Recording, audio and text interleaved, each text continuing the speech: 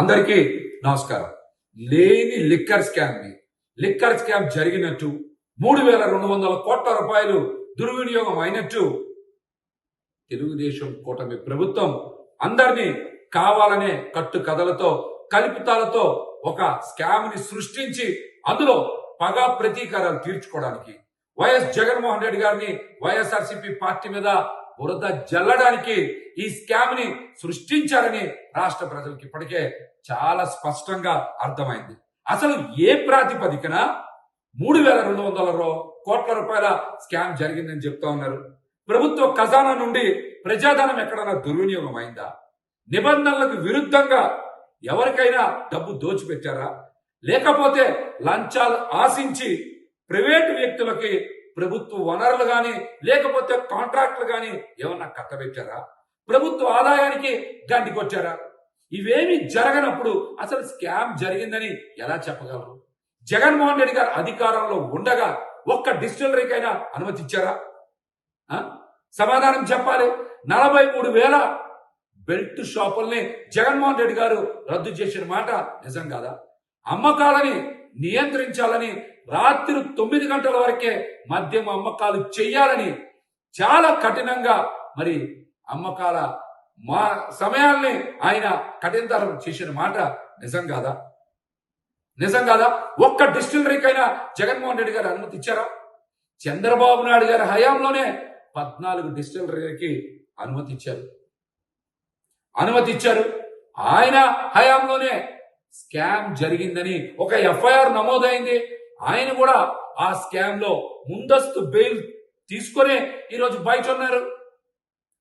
చంద్రబాబు నాయుడు గారి హయాంలో మద్యం అమ్మకాలు టార్గెట్ దాటి అమ్మకాలు చేస్తే బార్లు గాని వైన్ షాపులు గాని ఒక ప్రివిలేజ్ ట్యాక్స్ ని గవర్నమెంట్ కట్టాలి. చంద్రబాబు నాయుడు గారు మంత్రిమండలి కూడా తెలియకుండా ఆ ప్రివిలేజ్ ట్యాక్స్ ని రద్దు చేయడం వలన నాడు ప్రభుత్వ ఖజానాకి 5,000 కోట్ల రూపాయల నష్టం వచ్చిందనే కదా కేసు నమోదయ్యింది. 5,000 కోట్ల రూపాయల నష్టం వాటిల్లిందనే కదా మీరు కూడా ఎఫ్ఐఆర్ నమోదైన తర్వాత ముందస్తు బెయిల్ తీసుకొని బయటకు వచ్చారు. ఈ రోజున ఈ విషయాలని దాచిపెట్టి లేని స్కామ్ జరిగినట్టు 3,200 కోట్ల రూపాయలు ఏదో నష్టం వాటిల్లినట్టు సంబంధం లేని వ్యక్తుల్ని అసలు లేని కేసుని ఏదో అందరూ ఉన్నట్టుగా అందులో కావాలని అరెస్టులు చేసి కక్షపూరిత రాజకీయాలకి రాష్ట్రంలో తెరలేపారని ఇప్పటికే ప్రజలకి చాలా స్పష్టంగా అర్థమైంది. ఒక్క అభివృద్ధి కార్యక్రమం చేయలేకపోతా ఉన్నారు, సంక్షేమ పథకాలు ఇవ్వలేకపోతా ఉన్నారు, అభివృద్ధి కార్యక్రమాలు చేపట్టలేకపోతా ఉన్నారు, పాలనలో పూర్తిగా వైఫల్యం చెందారు. ఇవన్నిటి నుంచి తప్పించుకోవడానికి మీరు ప్రజల దృష్టి మరల్చడానికే లేని లిక్కర్ స్కామ్ ని ఉన్నట్టు ప్రచారం చేస్తూ ఉన్నారన్న విషయం ప్రజలకు అర్థమైంది. మీరు మొదటి ఏడాది సంక్షేమ పథకాలని ఇంతవరకు ఒక్కటైనా ఇచ్చారా? ఒక్కటైనా సంక్షేమ పథకం పూర్తి స్థాయిలో అమలు చేశారా? ఉద్యోగాలు ఉపాధి కల్పన ఎక్కడైనా చేశారా? పెట్టుబడులు తెచ్చారా? అన్ని వైఫల్యాలు ఉన్నాయి. వైఫల్యాల ఊబిలో కూరుకుపోయి ఈ రోజున మీరు వాటి నుంచి తప్పించుకోవడానికి ప్రజల దృష్టిని మరల్చడానికి లేని లిక్కర్ స్కామ్ ని సృష్టించారు. 2014-19 మధ్య లిక్కర్లో మీరు చేసినటువంటి స్కామ్లన్నీ ఒకసారి బయటికి రావాలి. 2018-19లో ఎక్సైజ్ ఆదాయం 16,000 కోట్లుంటే 2023-24లో ఆదాయం 24,000 కోట్లకి వెళ్ళింది. అంటే ఆదాయం పెరిగితే ప్రభుత్వ ఖజానాకి డబ్బులు వస్తే స్కామ్ జరిగినట్ట. 2018-19లో 16,000 కోట్లే కదా ఆదాయం ఉంది. అంతకన్నా తగ్గాలి కదా స్కామ్ జరిగితే. కానీ 2023-24లో 24,000 కోట్ల రూపాయల ఆదాయం వచ్చింది.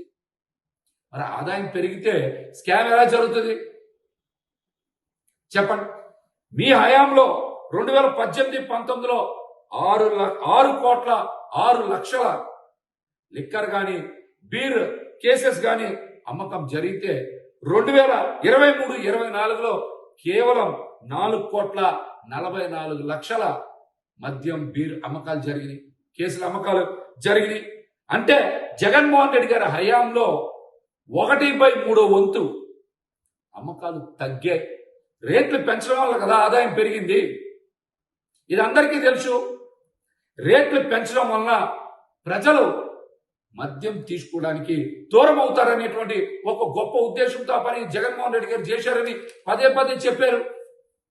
మీ హయాంలో విచ్చలవిడిగా బెల్ట్ షాపులు, ఎక్కడ పడితే అక్కడ అమ్మకాలు, ప్రివిలేజ్ ఫీజును కూడా మీరు రద్దు చేసి స్కామ్ చేసినటువంటి మీరు ఈ రోజున జగన్మోహన్ రెడ్డి గారి మీదో వైసీపీ పార్టీ మీదో బురద జల్లేటువంటి ప్రయత్నం చేస్తూ ఉన్నారు.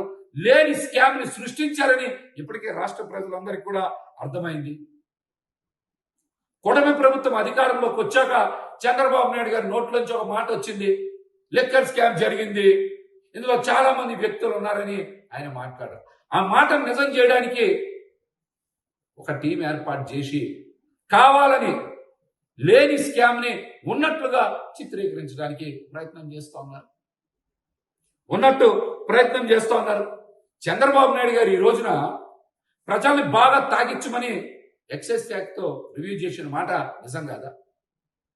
ఆదాయాన్ని ఎలాగైనా సరే ఏడాది 38,000 కోట్లకు తీసుకెళ్లాలని చెప్పిన మాట నిజం కాదా? ఎక్సైజ్ శాఖ మీద ఆదాయం 14.8% నుంచి 17.5% ఎలాగన్నా పెంచాలని టార్గెట్లు పెట్టిన మాట నిజం కాదా?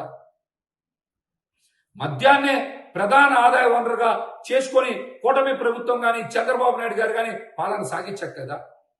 ప్రజలను బాగా తాగించండి, రోడ్ల మీద పడేలా చేయండి, ప్రభుత్వ ఖజానా నింపండి అని ఎక్సైజ్ అధికారుల రివ్యూ మీటింగ్ లో చంద్రబాబు నాయుడు గారు మీరు చెప్పారా చెప్పలేదా?